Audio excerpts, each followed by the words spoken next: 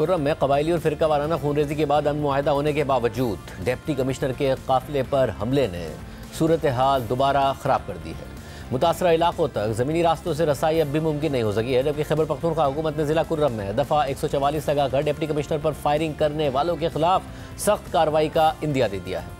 गुज़िश्ता हफ्ते कुर्रम तनाज़े पर फरीक़ैन के दरमियान अमन मुआहदा तय पाया था, जिसके तहत टल पाड़ा चनार शाहरा को 3 माह बाद 4 जनवरी को खोला जाना था, लेकिन उसी दिन लोअर कुर्रम के इलाके मगन में ज़िला इंतज़ामिया की गाड़ी पर फायरिंग की गई, जिसके नतीजे में डिप्टी कमिश्नर जावेदुल्ला महसूस जख्मी हो गए। फायरिंग से एक FC एहलकार, एक पुलिस एहलकार और 3 राहगीर भी जख्मी हुए।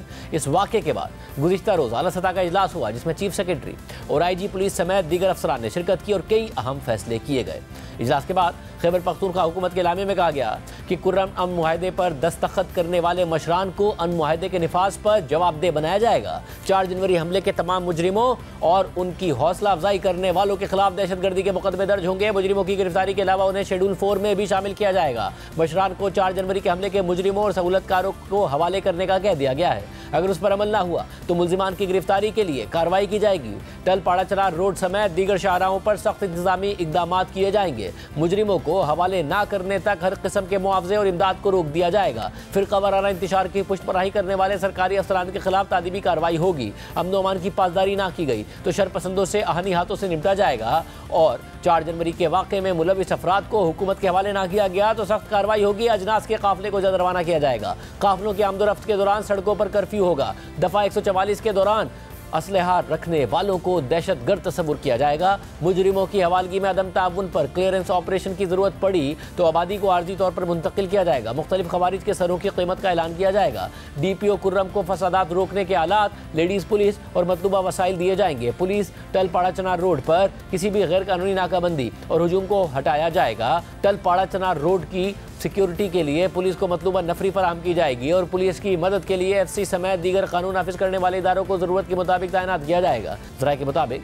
खैबर पख्तूनख्वा हुकूमत ने फिलहाल मुतासरीन की मज़ीद इमदाद रोक दी है और जिरगा माहिदीन से शरपसंदों को हवाले करने का मुतालबा किया है। गुज़िश्ता रोज़ से ज़िला कुर्रम में दफ़ा 144 के तहत 5 से ज़ायद अफराद के जमा होने पर 2 माह के लिए पाबंदी आयद करके असले की नुमाइश पर भी 2 माह के लिए पाबंदी लगा दी गई है। डिप्टी कमिश्नर पर हमले के बाद कुर्रम के मुतासरा इलाकों के लिए काफिले की रवानगी मुलतवी कर दी गई थी और आज भी काफिला रवाना नहीं हो सका है और माल बरदार गाड़ियों के ड्राइवर इजाज़त मिलने के मुंतज़िर है। काफिले में शामिल 80 गाड़ियों में सब्जी, फल और दीगर ज़रूरी सामान मौजूद है। मकामी इंतज़ामिया का कहना है कि काफिला गुजरने की सूरत में सुबह 6 से शाम 6 बजे तक रास्ते में कर्फ्यू रहेगा। शहरी गैर ज़रूरी तौर पर सड़क पर आने से गुरेज करें। इसके अलावा लोअर कुर्रम में मदरवी के मकाम पर धरने के बाइस टल पाड़ा चनार रोड बंद है और धरने के मुंतज़मीन का कहना है कि जिरगे ने हुकूमती पैगाम पहुँचाया और रोड खोलने की गुजारिश की है। ताहम एपेक्स कमेटी इजलास के फैसलों पर अमल दरामद के अलावा कुर्रम को असलहे से पाक करने और बग्गन मुतासरीन को मुआवजा मिलने तक धरना जारी रहेगा। इससे पहले पाड़ा चनार प्रेस क्लब के बाहर